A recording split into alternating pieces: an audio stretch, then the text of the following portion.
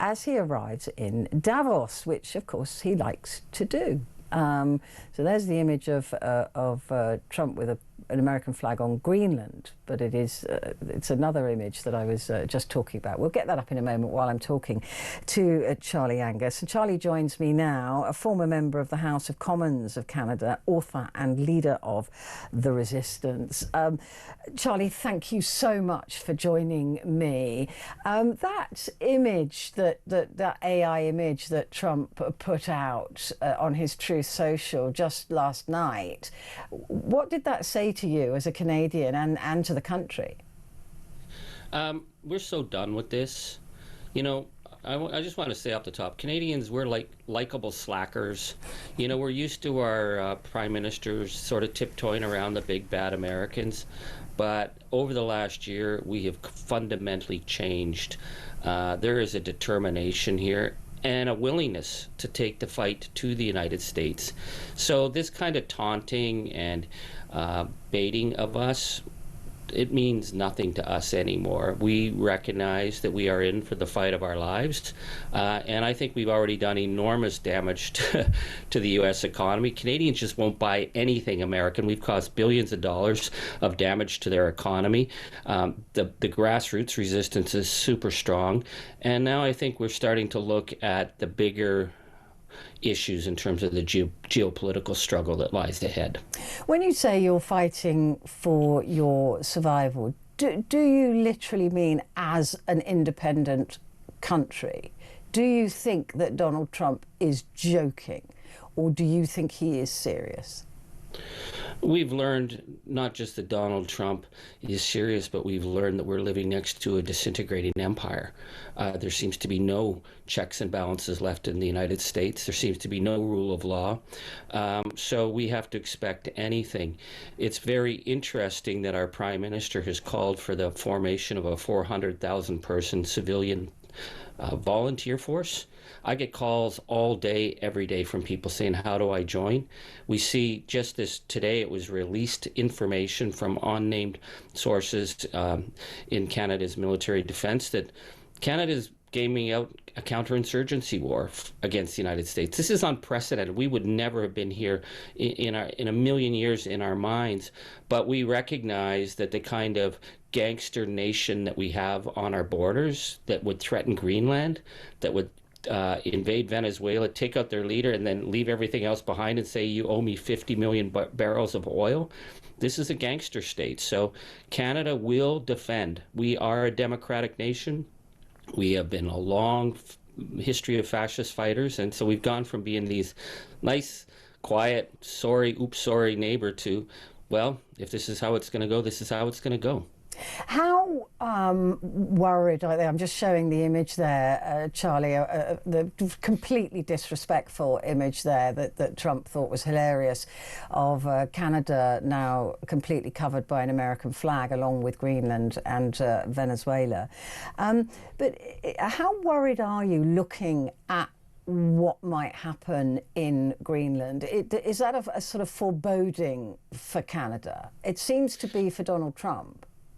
Well, it's been very interesting. People have been watching Prime Minister Mark Carney, who's really stepped up on the world stage, and we are from different parties. You know, I'm not a liberal, but Mark Carney, we've been waiting to hear the words that we knew were going to come, which is that Canada will invoke we will follow when Article 5 is invoked. We will be there. Greenland is the front line. We've always felt that Ukraine was the front line, and if Ukraine fell, Canada would be next. But obviously this threat against Greenland is so outrageous.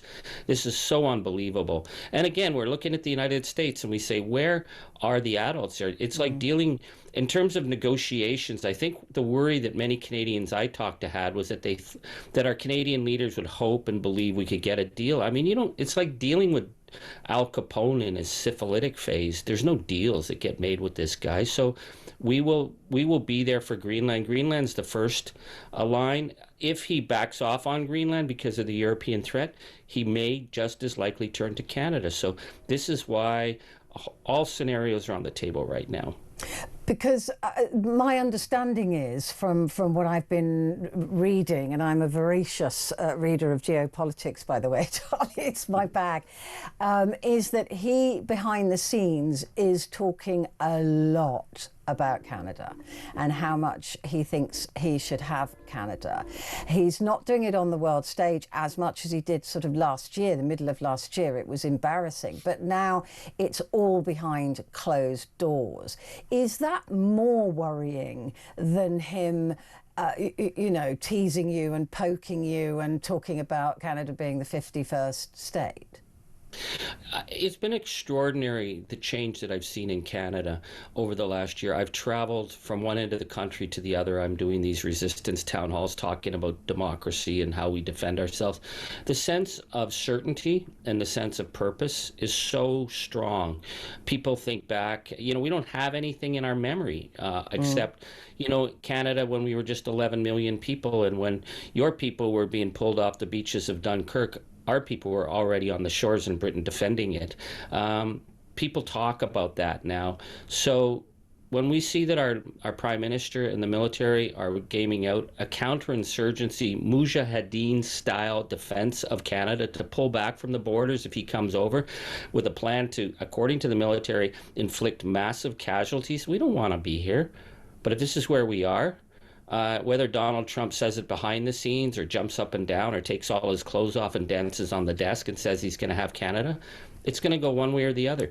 But Canada will not break, Canada will not bend, and Canada will stand with our allies.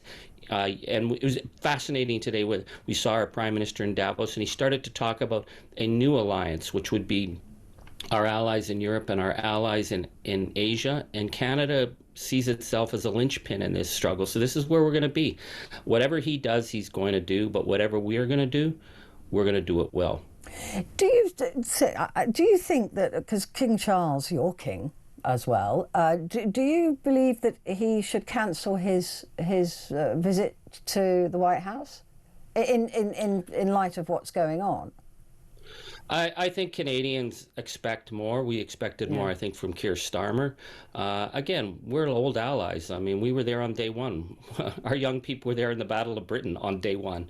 But I think it's outrageous that the king would go and visit him while this threat's happening. I know he's worried about the UK, but if he's technically on our dollar bills, then he should be doing the job.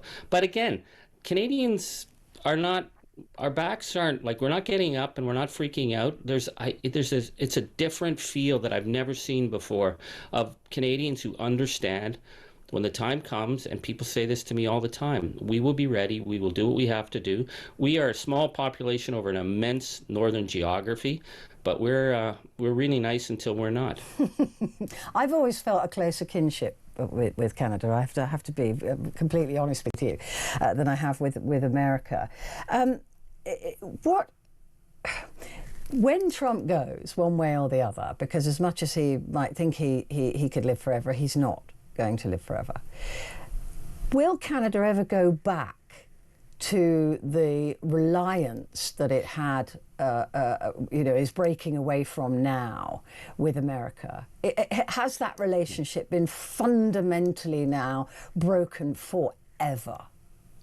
I think it's very clear when you hear our Prime Minister speak and when you talk to Canadians. I mean, we're cousins. You know, we're cousins of the UK, but we're also very close cousins of the United States. We have lots of friends there. We have lots of family. We travel back and forth, but we will not step foot over that border anymore.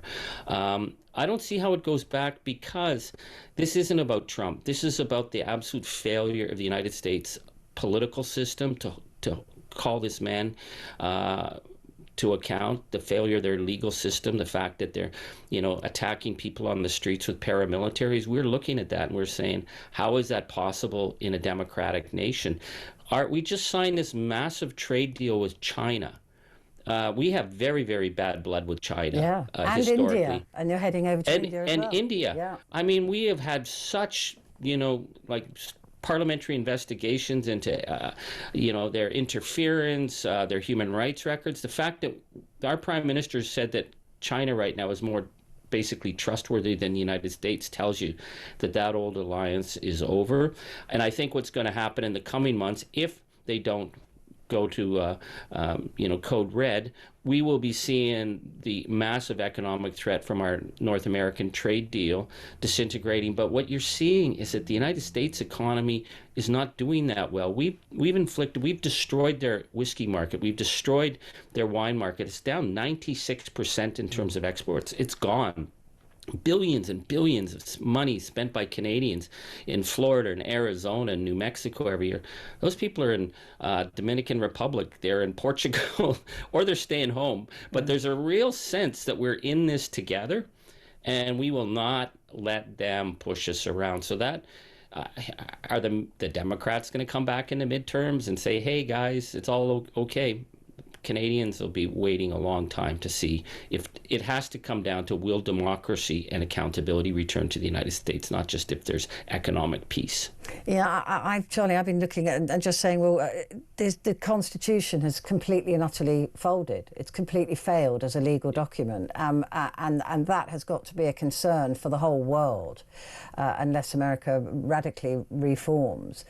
When it comes to Mark Carney, I mean, we love Mark Carney in this country. He was the head of the Bank of England. He brought us through some very troubled times. I must admit, I did have a bit of a crush on him at the time, because I just thought he was so brilliant. Is he the right man for the hour? You say you're politically not aligned, but is he, would you accept, the right man for this particular moment in history? Well, we had an election, and it was a pretty, I think, a risky election. My party missed the moment and was almost wiped out. The Conservatives were up 25 points, and they were running basically the MAGA playbook. They got stopped dead in their tracks. Prime Minister Carney has a strong support, but in Parliament, he's just hanging on by 1 or 2 seats. And I think my only concern with Prime Minister Carney, he was elected as a wartime Prime Minister. He needs to be the wartime prime minister and talk to Canadians. You know, my granny, who, by the way, hated Winston Churchill, she was from his constituency in Dundee. But, you know, the one thing she even would admit, that Winston Churchill in the war, he kept people going because he spoke to them. Mark Carney's much more of a, intellectual. He's doing great things on the international stage. I think he could do better by just securing the domestic base politically, because politics is as dumb in Canada as it is everywhere else. And I don't trust any of my political colleagues to do the right thing, but I think the Prime Minister is stepping up this moment, and he needs that mandate to carry on so that he doesn't have to watch his back on the domestic front. Just finally, Charlie, going back to Trump's threats on Canada, if he continues to send out these memes or these AI-generated insults, is Canada just going to ignore that and wait for them to make a move? I mean, what is your next move to say to Trump, back off? Canada is moving all the time. We've set up a permanent military base in Latvia to show our support for Europe. Our negotiations with China and India, these are significant. The U.S. farm economy is collapsing this year. We're moving into their markets because, you know what? People don't want to buy products from a bully. Canada is quietly moving all the time. I think one of the interesting things with Mark Carney is he's not being bellicose in his attitude, but there's a clear focus that we have to dramatically shift perhaps our military purchases with Sweden. We're a bilingual country, so our alliances with France are growing. We're talking with the Germans, and I think what Mark Carney talked about today about building those alliances with Asia, again, our Commonwealth cousins in Australia and New Zealand, there's a whole new world order that's being knit together right now. So I think Canadians, we're just so past this idiocy, and we're horrified by the violence we're seeing perpetrated against American citizens. And we know if he would use that against the good people of Minneapolis, he'd sure as hell be willing to do it against us.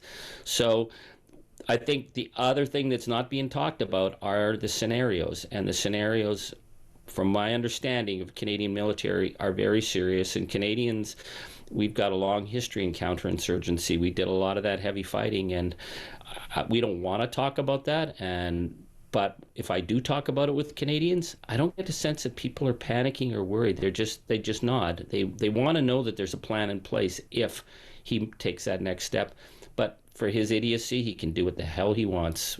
We're carrying on and we're moving on. Well, you know, you wouldn't be alone. I think that the rest of the world would come to support you. It felt pretty alone last year. I was at the NATO meetings in Brussels, and everyone was so desperate to appease the Americans. But I feel we're in a very different world right now, and I think Canada stepped up when it needed to, and our sense of closeness with our friends in Europe are, you know, we have such literally familial ties in the UK. We're feeling that we belong now in a different realm than before. We were the little brother and little cousins of the United States. We're not that anymore. No, you're absolutely not that anymore. Charlie, thank you so much for joining me. I hope I get to speak to you again soon. Charlie Angus there.